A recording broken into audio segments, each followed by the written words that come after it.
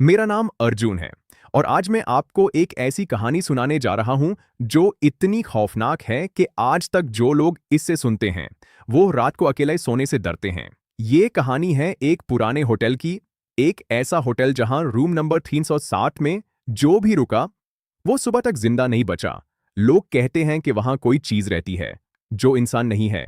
अगर आप कमजोर दिल के हैं तो शायद आपको ये कहानी अकेले नहीं सुननी चाहिए। तो चलिए शुरू करते हैं। स्टोरी स्टार्ट ये बात है 2014 की। दिल्ली से कुछ दूर एक छोटा सा हिल स्टेशन है जिसका नाम है करसोली।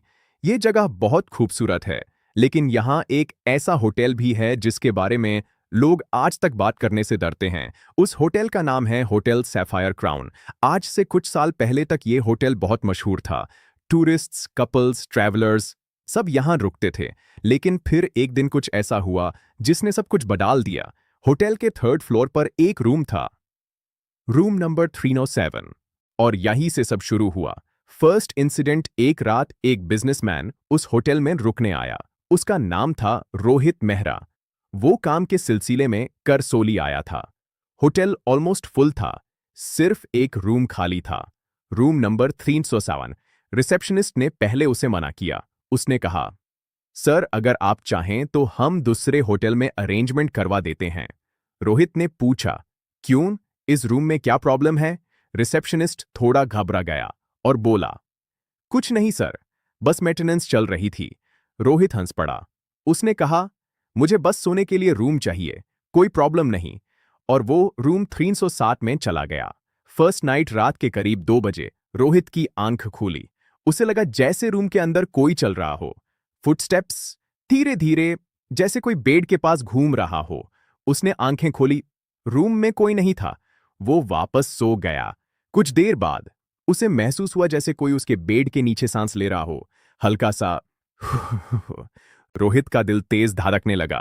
उसने झुककर बेड के नीचे देखा, और जो उसने देखा उसके बाद वो कभी जिंदा नहीं देखा गया। मॉर्निंग डिस्कवरी, सुबह जब हाउसकीपिंग रूम साफ करने आए, रूम अंदर से लॉक्ड था। स्टाफ ने डोर नॉक किया, कोई जवाब नहीं। फिर मास्टर की से डोर खोला गया और अंदर का मंजर देखकर सबकी चीख निकाल गई। रोहित बेड पर पड़ा था। उसकी आंखें खुली हुई थी और उसके चेहरे पर ऐसा दार था जैसे उसने मौत को सामने देखा हो। सबसे अजीब बात, उसके बेड के नीचे फ्लोर पर गहरी खरोंचों के निशान थे, जैसे किसी ने अंदर से निकालने की कोशिश की हो। उस दिन के बाद रूम 307 बैंड कर दिया गया। ईयर्स लेटर 2 साल तक वो रूम बैंड रहा। फिर एक नया मैनेजर होटल में आया। उसने कहा, ये सब अफवाह है, और उसने रूम दोबारा खोल दिया। उस रात एक कपल वहां रुका। उनका नाम था समीर और रिया। सब कुछ नॉर्मल था, लेकिन रात को रिया की आंख खुली। उसने देखा, रूम के कोने में एक औरत खड़ी थी।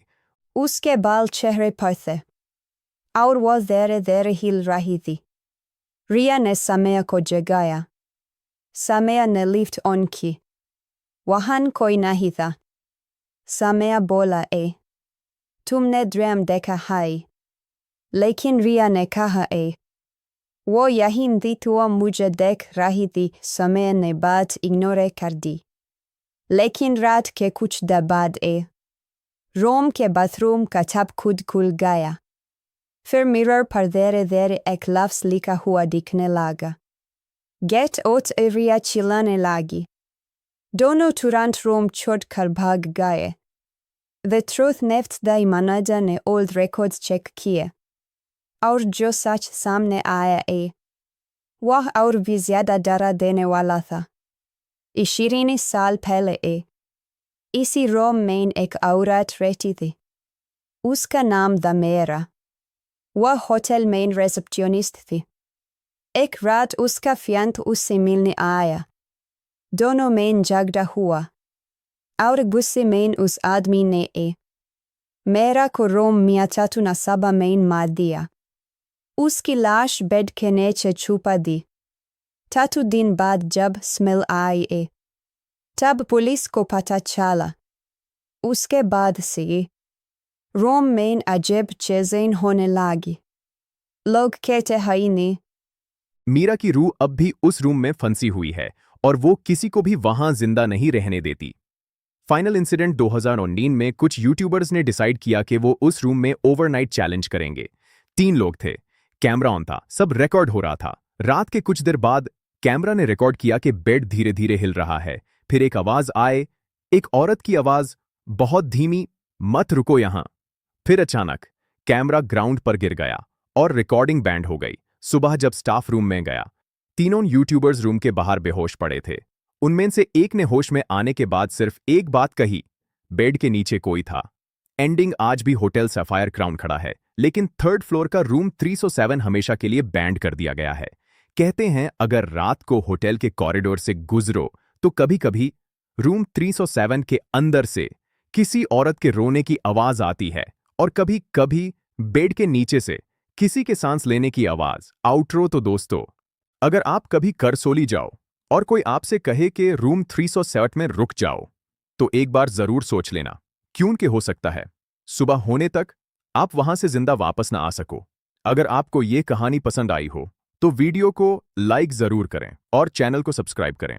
मैं हूं अर्जुन और मिलते हैं अगले एपिसोड में एक और खौफनाक कहानी के साथ।